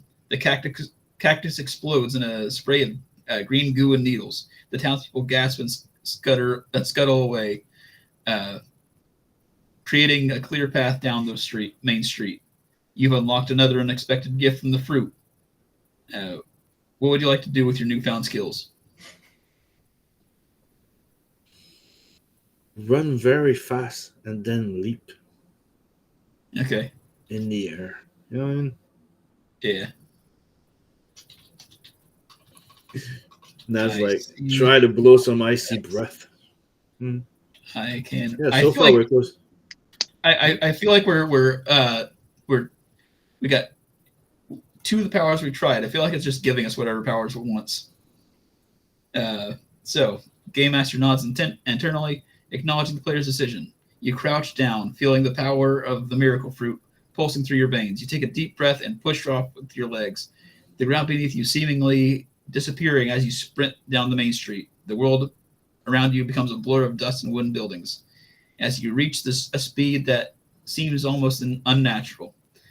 The wind rushes past your ears and the townspeople stare in astonishment as you pass them in the blink of an eye. As you come to a sudden stop, you realize that you've covered the length of the town in mere seconds. Your heart races with excitement, and you can't help but wonder what other secrets the fruit holds. Okay, I will try to blow icy breath.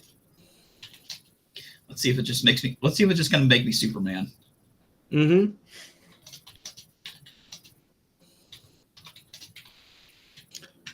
You try to blow on a candle and see what it goes. Yeah.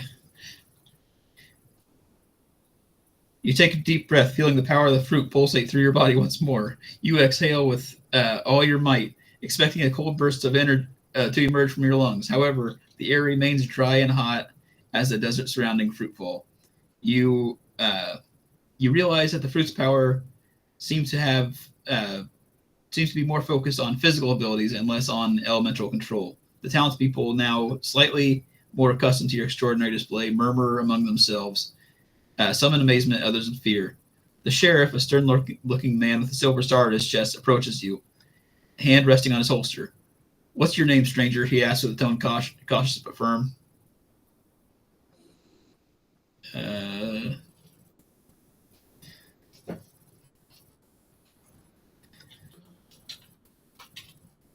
My name is Nunya. Bizwax. Nunya damn business. There you go. And that's like, and make him shoot himself to see if he's invulnerable, and if not, he did. No, I had a smarter reason. I was gonna tell him to. I would pull a knife and try and just like cut my, make a cut in my arm just to test it out. The sheriff's expression doesn't change, his hand still resting on his holster. "No way to greet the law, son. What brings you to Footfall, and what's your business here?"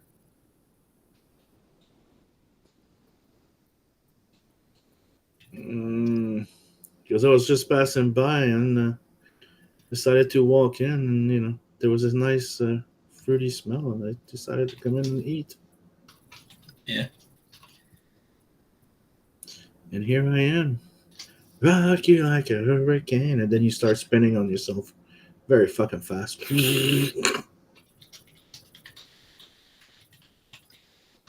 Through.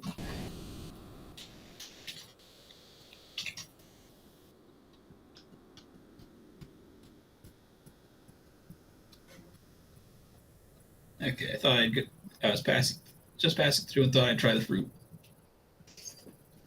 The sheriff's eyes narrow slightly, but he doesn't draw his weapon. "Just passing through, huh? Well, we don't get many folks with your talents here. The town's got enough to trouble with bandits and the like, without folks going around smashing up tables and talking back to the law. Watch your step, Nunya." He thought that was my actual name. "Or should I call you Mr. Damn Business?" He smirks, but the tension doesn't leave his body. "What brings you to Fruitfall?" Looking for a job. Are you hiring? Do you need help to regulate the town? I could use my talents.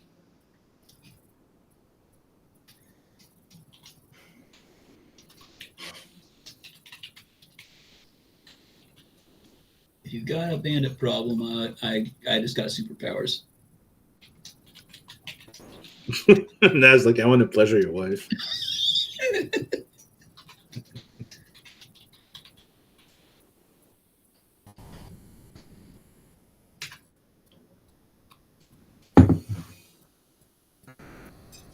The sheriff raises an eyebrow at your bravado. Well, now that's a bold claim. But if you're willing to help us keep the peace, I'm all ears. We got reports of a gang holdup in the canyon up to the north. They've been causing trouble for the folks hereabouts. If you're looking for a way to use those fancy powers of yours, we might want to pay him a visit. He looks you over, considering your words, but don't go thinking you're above the law here, Nunya. We're keeping an eye on you. I just like that he accepted that was my name. Yo, my name. Since we're gonna be friends, my name's not Nanya. It's Snake. Call me Snake. I'm just gonna let him keep thinking that was my name. Or Plitskin. Yeah.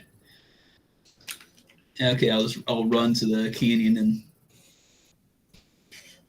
I sprint to the canyon. Find the bandits. Let's see. Let's see if I find any other powers while I'm down there. You dash off towards the canyon at inhuman speed. The dust of your boots leaving a cloud behind you. The town fades away as the landscape shifts from civilization to rugged wilderness. The journey is swift, but not without peril. You leap over small ravines and dodge cacti with ease, thanks to your newfound agility. After a few minutes of running, you arrive at the canyon's entrance. Panting slightly from the exertion, the sun has dipped below the horizon, casting the area in a deep purple light. You spot a narrow path leading to the shadowy depths. The air is eerily quiet, save for the distant echo of laughter and the clinking of spurs. What do you do? Okay, so far I've got You test one thing. You take out your knife okay. and you just try to prick your arm to see if you're involved. Take out my knife and let's see, how would I put that? And I Try to do a mini cut on on the skin to try to test if invulnerability. Okay, I take out my knife and cautiously test if Yes. I'm vulnerable. Before you start any trouble, Yeah. You gingerly press the tip of your knife into your skin, feeling the sharpness of the blade. You hesitate for a moment before pushing harder. The knife slides through the skin without resistance, drawing a bead of blood. It seems the fruit powers haven't granted you invincibility, but rather a boost in your strength and ability to shoot lasers from your eyes. The pain is a stark reminder that you're still human, albeit one with some extraordinary abilities. And there you go. At least we have that freaking thing answered. Yep. So, let's see. I will. So how should we go about taking these guys out? Evil Superman style. Okay. Dude, we have laser vision. Come on. Yeah. We're killing those, or we're just trying to talk to them? Do we have to kill them? Hey, they're bandits. I'm gonna kill them. There you go. Okay. Cut them in half with your laser vision. I'll sneak up. I'll sneak up on the camp to see Let's the way make out. this a Western horror. Get an idea of Lobotize them with your laser sight. Yeah. Lobotomy. are in the camp? I sneak up on the camp and get an idea of how many bandits are in the camp.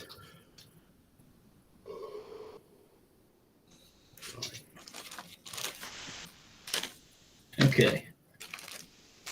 You tiptoe along the narrow path, your boots silent against the hardened earth. The campfire's flickering light grows closer, and you can make out the shadowy forms of horses tethered to makeshift corral. The bandits' camp is nestled in a small clearing within the canyon. There are about a dozen figures laying about, setting up tents and preparing food. You can't help but feel the thrill of the challenge ahead. What's your next move? Okay, I'm gonna do this like a ninja. I'm gonna use my speed to take out the let's see what's the word? Take out one that's on his own.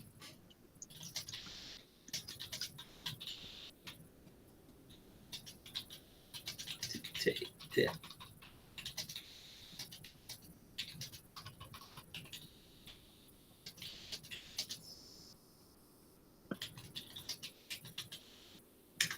Okay.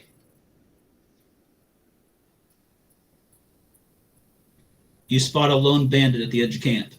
His back to you and as he tends to a skittish horse. You channel the power of the fruit, and in a flash, you're standing right behind him. The bandit turns with a start, but before he can react, your super strength enhanced fist connects with the side of his head. He crumples to the ground, unconscious. The camp goes quiet for a brief moment before the sound of your impact echoes through the canyon. The other bandits whirl around, hands reaching for their weapons. They've noticed the disturbance. What do you do now? That AI has no taste for gore because at that speed, at that strength, that headshot I went. Well, the good thing is, go to fucking juice pop. Yeah. The good thing is that I can go and edit it with the side of his head splattering his head like a watermelon. There we go. There you go. Blood everywhere. Yeah. Okay. The squishy sound awakens everybody. Yeah. I run around the camp to this is the thing that you've been entertaining yourself for the last few weeks. Not the entire time, but part of it. It's fun. It's a fun toy. Okay, I run around the camp to the other side.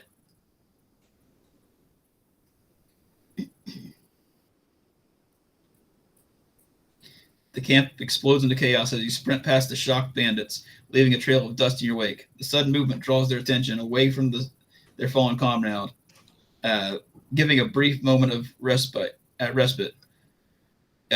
You loop around the camp, coming to a stop behind a large boulder on the opposite side. You catch your breath, heart pounding, and listen to the panicked shouts and clatter of spurs as the bandits try and organize themselves. Ooh, I got an idea. I'm right behind a giant boulder, and I've got super strength. I use my strength to lift the boulder and throw it into the camp.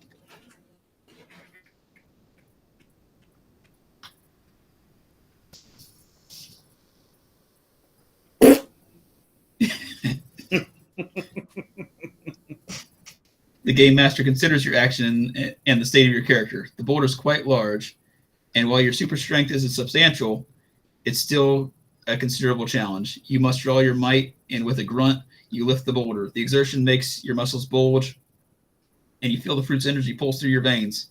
With a mighty heave, you hurl it into the camp. It arcs through the air, and a silent testament to your power, before crashing down amongst the bandits, sending a cloud of dust and gravel high into the sky.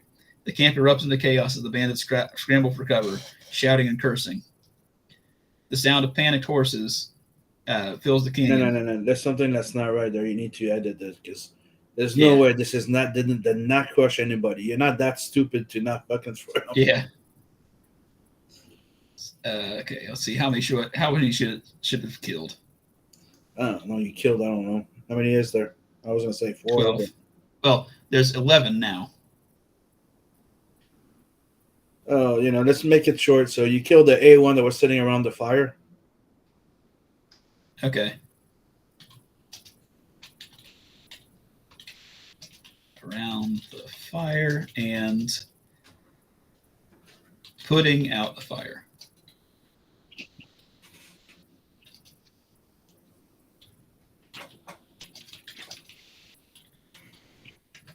Okay, there we go. Turning the environment dark. Then you Okay. use your laser sight to kill the rest. The bandits, caught in the confusion of the sudden darkness and chaos, are momentarily stunned by the boulder's impact. You see them fumbling for their torches, and in their panic, they knock over their supplies, creating a scene of mayhem. The surviving horses, spooked by the sudden commotion, start to buck and whinny, pulling at their ropes. The sound of metal clanging against rocks fills the air as the bandits try to regroup. This is your chance to strike. What do you do? Well, now I'm going to use my laser vision. Yes. I sneak up to one of the bandits and burn him with my laser vision. And then you start waving that laser sight everywhere. As you sneak through the dusty aftermath of the boulder's impact, you spot a bandit stumbling through the dark, searching for you. His eyes are wide with fear, and his hands fumble with the pistol at his side. You line up your shot, focusing your gaze, and the red beam of your laser vision pierces the darkness. The bandit's shirt ignites in the flash of fire, and he drops to the ground with a scream. The smell of burning fabric fills the air, and his agonizing cries alert the others to your presence. The camp descends into further disarray, with some bandits running about blindly in the dark, others lighting torches to try and organize themselves. 2 bandits break away from the group and start moving in your direction, their eyes scanning the shadows for any sign of you. So you need to change the shirt light on fire to the guy gets sliced in 2 and the guts go flying. Into fire as the bandit is Or punctures a hole through his entire chest type of thing. You can see the remaining of the heart. Gushing blood, With a surprised face on. There we go. All right. Sweep my laser. But they're not going to come charging on you. They're going to run away from you. God damn it. To who are approaching. Okay. The 2 approaching bandits are caught off guard by the sudden sweep of your laser vision. One of them drops his torch, which rolls away, casting an eerie shadows as it flickers. The other tries to blindly shoot into the dark. Okay. As his bullets whiz harmlessly over your head. You feel the heat of the torch as it lands near your hiding spot, illuminating the area briefly. The bandits are getting closer, and their panic is turning to anger. I burn a hole through both of them. Mm-hmm.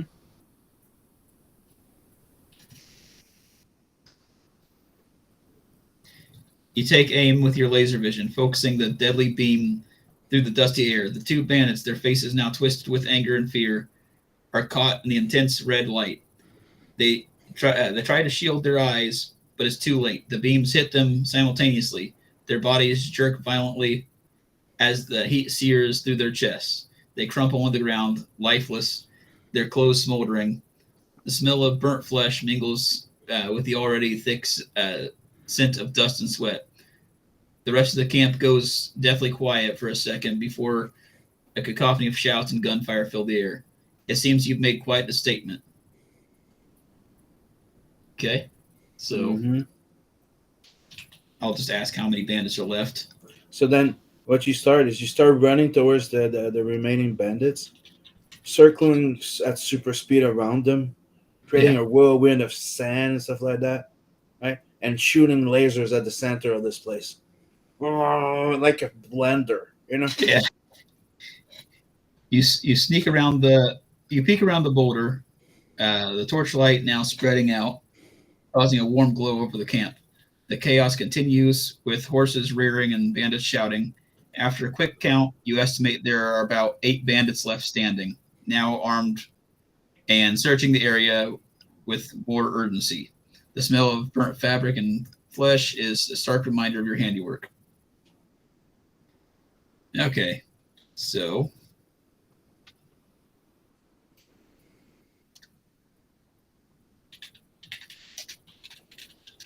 camp.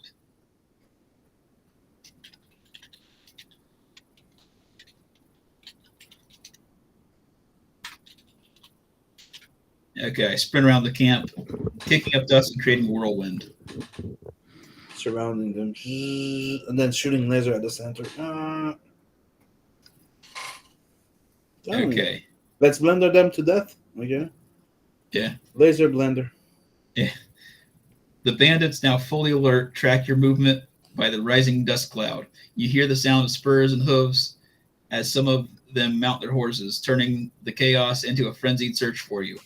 Bullets fly through the dust, ricocheting off rocks and narrowly missing you. The horses' snorts and the jingle of tack echoing off the canyon walls, creating an intimidating cacophony. You feel the heat of the torches and the grit of the sand on your skin as you run. Okay, well, it's not going to let me do that, I guess. So you use your laser sight to cut the legs of the horses.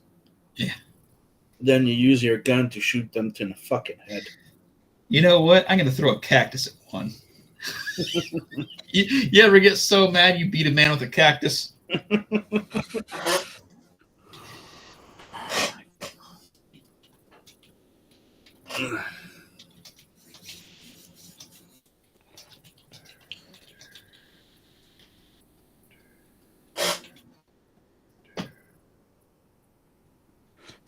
Grab it.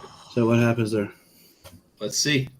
The bandit you targeted with the cactus tries to dodge, but the speed of your throw and the chaos of the moment makes it difficult. The cactus lodges itself into the bandit's leg, causing him to cry out in pain and topple off his horse.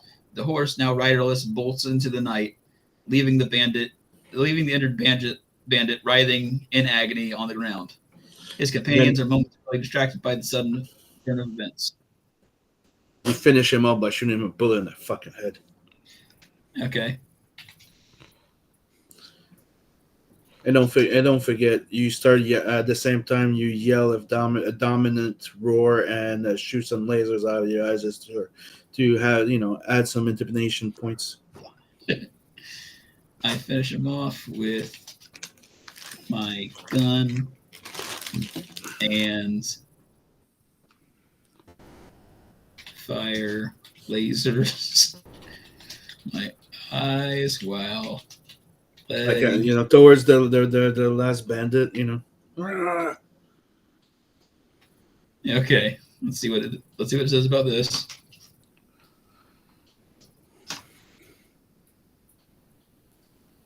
The bandit on the ground, impaled by the cactus, looks up at you with agony and terror as you draw your weapon and let out a fierce roar.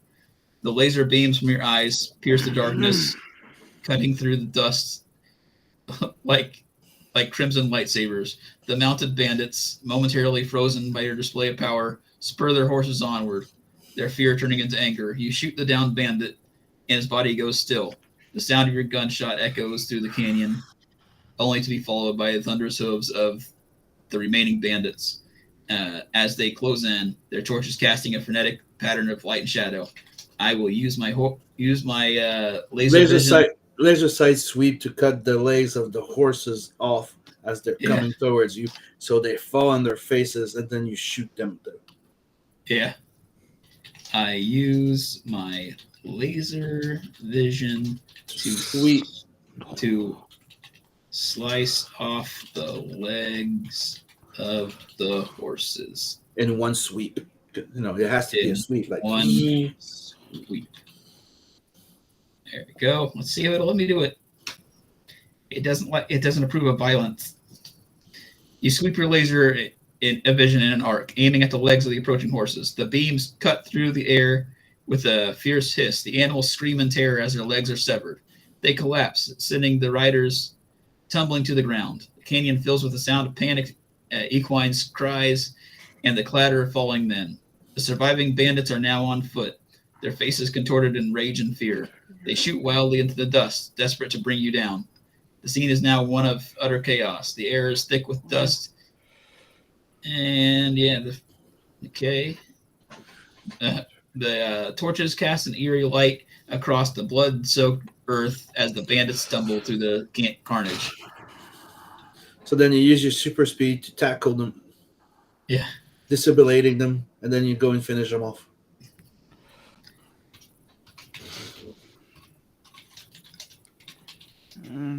Or you do another sweep, cutting them in half. You know. Yeah.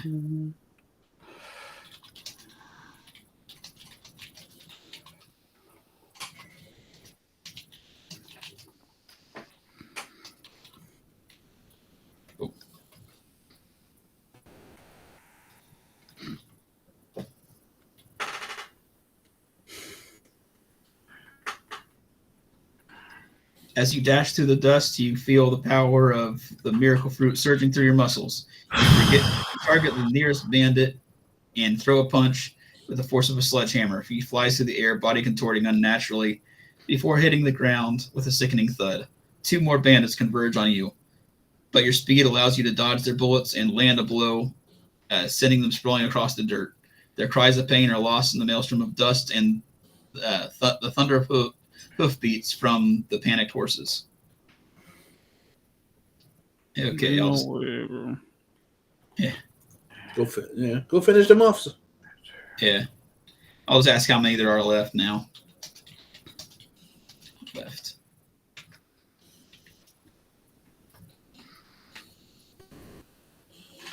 You swiftly move through the dust cloud, your eyes and ears on high alert. The cacophony of the camp has subsided into grunts and heavy breathing from the remaining bandits assemble around searching for you. You've taken out 5 so far with your super strength and vision. The player's current health is unscathed, but the dust and the chaos is... that's okay. So there were 8 before. Took out 5. Yeah, I think that's what it said. Yeah, taking down 5. So there's only 3 left. I take out the remaining bandits. Let's see. Should I do with laser vision or super punch? I would do both, to be quite honest. Super punch one while you freaking laser another one next to him. You know, like come on, multitasking here.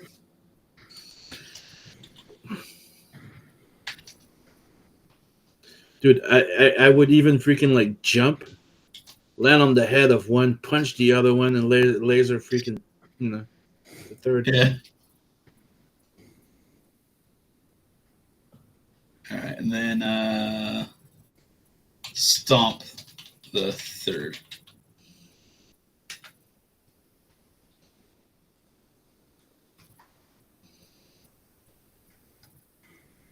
You channel your rage into a series of powerful strikes. With your superhuman speed, you punch through one bandit, his body crumpling like paper. The next, you blast with your laser vision, creating a smoking crater where he once stood. Okay, that's a little bit farther than I was expecting it to go. I was expecting, burn a hole through him, but, okay, if I disintegrated him, that's fine. And the third, you stomp to the ground with such force that the earth shakes, leaving him unrecognizable. The camp is now silent, except for the fading cries of the injured horses and the soft whimper of the surviving bandits. Then Who you go now finish off the bandit with a bullet to the head. Your fists are now slipping. And the horse too, because poor fucking horse. Okay. You take the horses and the remaining surviving bandits. Take them out of their misery. One bullet to the fucking head. Or to be more efficient, too. I'll just say I put him out of the misery. Let's see what it comes Double up tap. with. Yeah.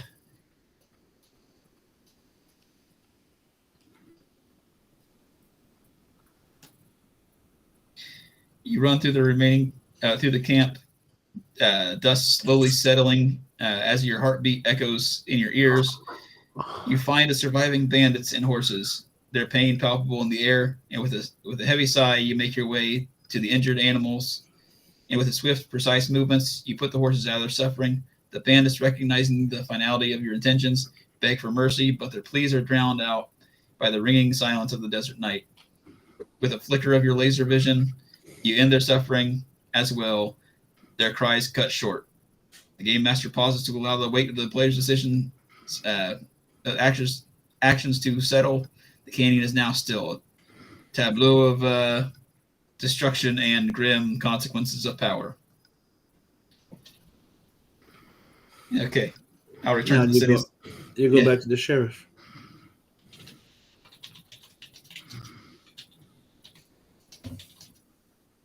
And we're done. He's probably going to freak out when he finds out what you've done. Okay, I return to the sheriff and tell him, okay, they're dead. Mm-hmm.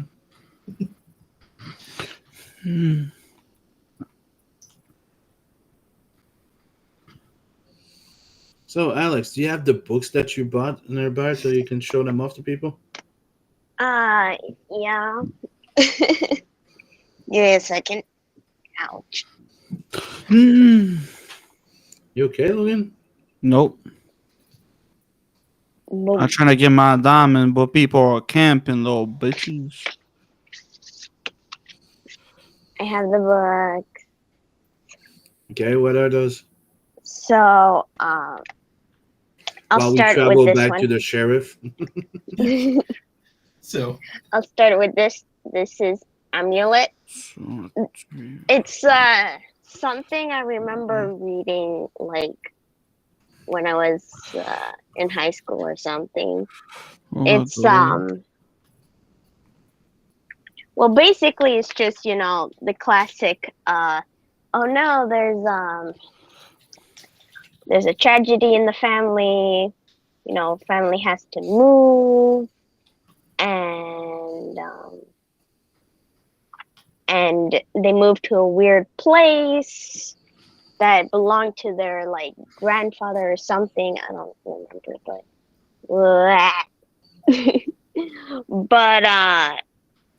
but there's something strange, and they end up having a little crazy adventure, very spooky adventure.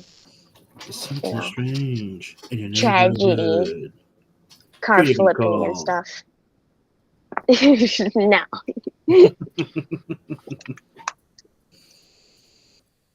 It's a simple story. It's called not the Amulet. It's just Amulet. Okay. Yeah. Here, I'm gonna show one little page for fun.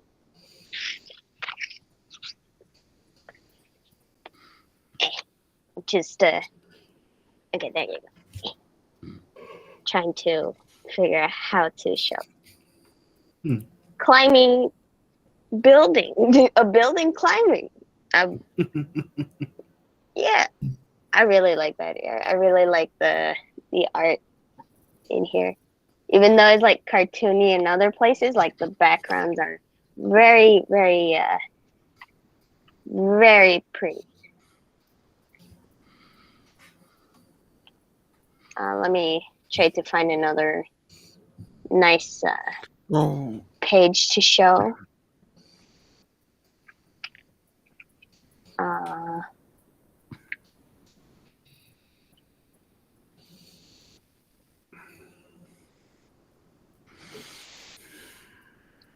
Sorry. There's another little page.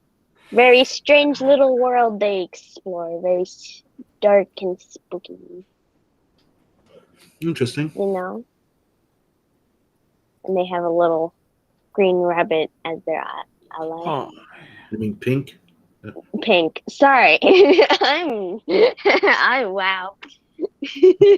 Green. Totally green. So And what's then- the other book? Okay. The other one is called Wings of Fire. It's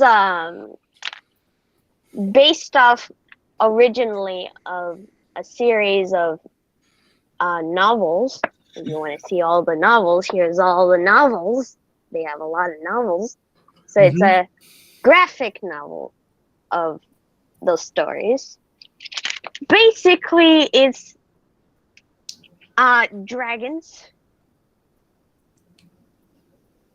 And the main premise is a group of, newborn dragons that are raised to fulfill a prophecy,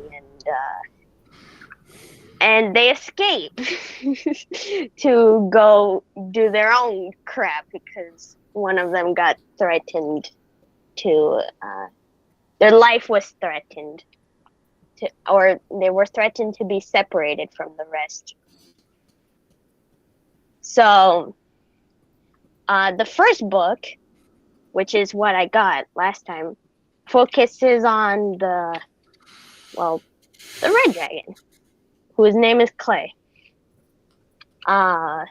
What I really like about these books is that they have like a smooth laminated texture over the dragon they're focusing on. Mhm. Because like on the second one, It's called UV. UV. Yeah, UV Well, spotting. yeah.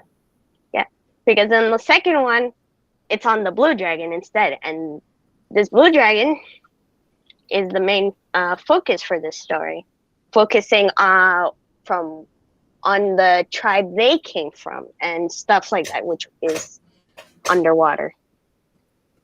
You had that one already, or call- you want to get another one? I already had this one already. That's why I wanted to get the first one.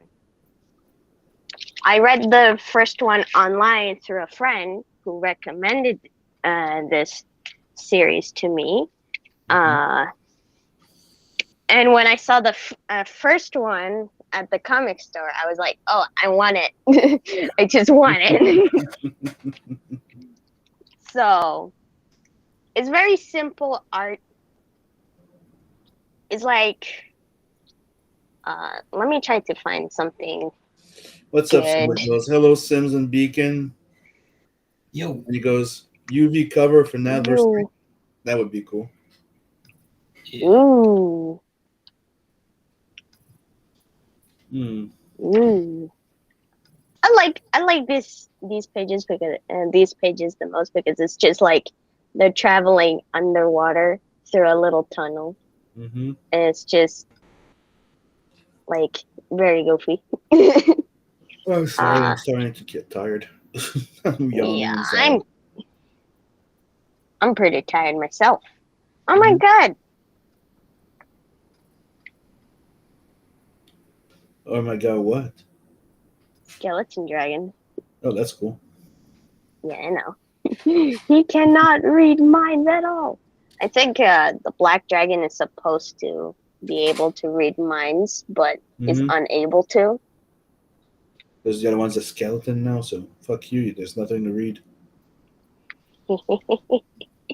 that is yeah. Okay, so But yeah, that's it. okay, so Beacon. Now that we headed towards the sheriff's place, what happening? okay, so as the dust settles, you make your way to the camp. You make your way back from the camp, leaving the canyon quiet. The quiet canyon behind. The Mhm. sheriff and a few other townspeople are waiting at the edge of the fruitful. Their faces a mix of relief and horror at the tale you told. Yeah, they've heard gunshots and the distant cries. but the reality of what happened in the canyon is now becoming clear. The sheriff nods solemnly, his hand still on his holstered gun. "Thank you for your help, Mr. Business," he says, his voice tinged with a hint of suspicion. "But we've got to deal with the aftermath now." Fun. Okay, what do you mean the aftermath? Because right now I'm tired. I want to go to bed.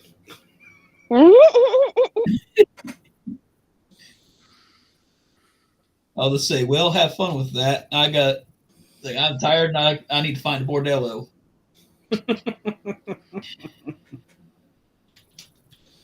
So fine and mighty, boy. What do you mean by an aftermath? Because I got some sleep to do and some horse to bang.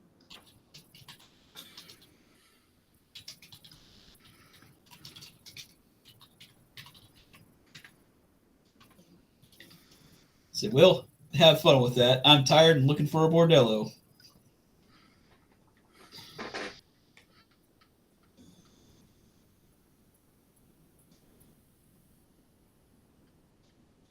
The sheriff nods, his expression unreadable. "We appreciate your help. You've earned your pay." He tosses you a small pouch filled with gold coins. "The madam at the Sunset Serenade will take good care of you.